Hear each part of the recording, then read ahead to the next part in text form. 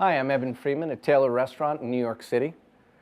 The Mint Julep is a drink which conjures up visions of sitting on porches in long afternoons, sipping with some Kentucky gentleman in some sort of big hat. Really, it's a very simple drink to make. I like to use superfine sugar in this, not so coarse that it tears the leaves too much. I'm going to put about 2 teaspoons of that table sugar in there. And then I'm just going to put a splash of soda water in there. And you're basically going to create a simple syrup, but it's going to be somewhat of a coarse simple syrup. Just going to shake that a little bit. Next thing is your mint. Very important how you pick your mint.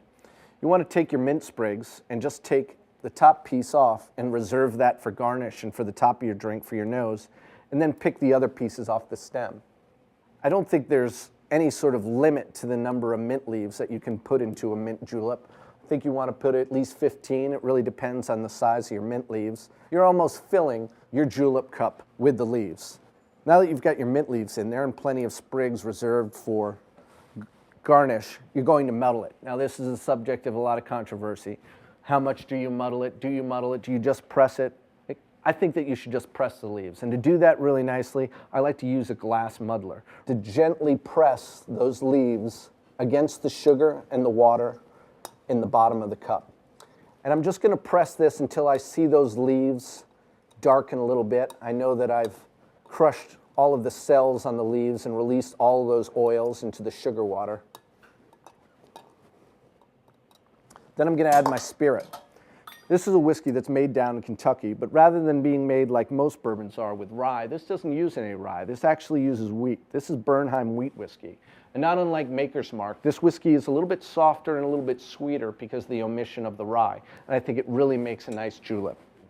So I'm going to put a healthy 3 ounces of the wheat whiskey into this drink.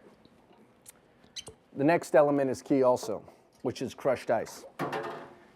You can buy a hand-cranked ice crusher at stores that aren't very expensive, but if you don't have one, you can cheat by putting your ice inside of your shaker tin and then just using a wooden muddler to break up that ice, like this.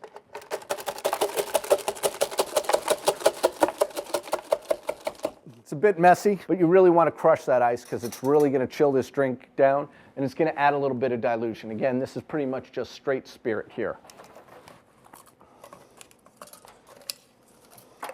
You really want to fill this with the crushed ice over the top.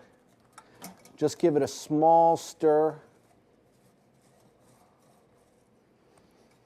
And then take all of those mint sprigs that you've reserved for your garnish and jam them in the top. A little trick is to slap the mint to break the little cells in the leaves and release the fragrance. But it's really important when drinking this drink that your nose goes into a whole bunch of fragrant mint. You want to take straws on this drink that are just the right length so that the person really has to put their entire nose into that mint to get a drink. So it's a pretty little thing, genteel, southern, but don't be fooled. This is basically a glass of booze. Approach with caution.